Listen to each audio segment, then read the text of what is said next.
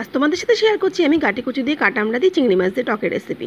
এই রেসিপিটা আমি শিখেছি আমার শাশুড়ি মায়ের কাছ থেকে। তো চলো আমার সাথে থাকো আর দেখো রেসিপিটা কীভাবে বানাচ্ছি আমি এটা। তো দেখো এখানে গুঁড়ি কচু বা কাটি কচু এটাকেই বলো তোমরা, প্রেসার কুকারে সিটি দিয়ে খোসা ছাড়িয়ে ধুয়ে রেখেছি আর কাটা আমরা কেটে রেখেছি। আর নুন হলুদ মাখানো চিংড়ি মাছ রয়েছে আর গোটা লঙ্কা। এবার কড়াইতে সর্ষের তেল গরম বসিয়ে দিয়ে দিচ্ছি প্রথমে গোটা সর্ষে, তারপরে দিয়ে দিচ্ছি চিংড়ি মাছগুলো হালকা একটু ভেজে নিচ্ছি। খুব একটা বেশি কিন্তু ভাজা কিন্তু দরকার নেই চিংড়ি মাছ।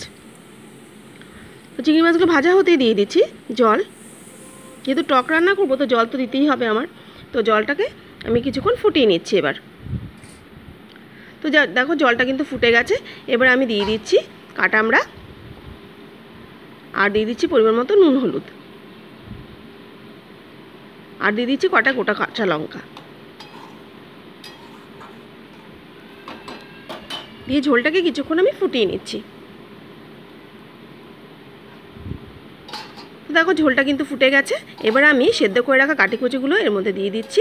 দিয়ে মোটামুটি এটাকে 5 মিনিটস গ্যাসের ফ্লেমটা একদম লো করে ফুটিয়ে নিলে রেডি কিন্তু গরম গরম টক। গরমের দুপুরবেলা ভাতের সাথে এরকম টক কিন্তু দারুণ লাগে খেতে। কেমন লাগলো রেসিপিটা আমাকে কিন্তু অবশ্যই কমেন্ট বক্সে তোমরা জানিও বন্ধুরা।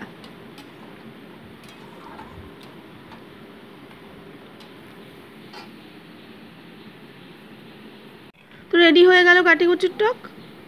গরম ভাতে কিন্তু জমে যাবে দুপুরটা, কি বলো তোমরা?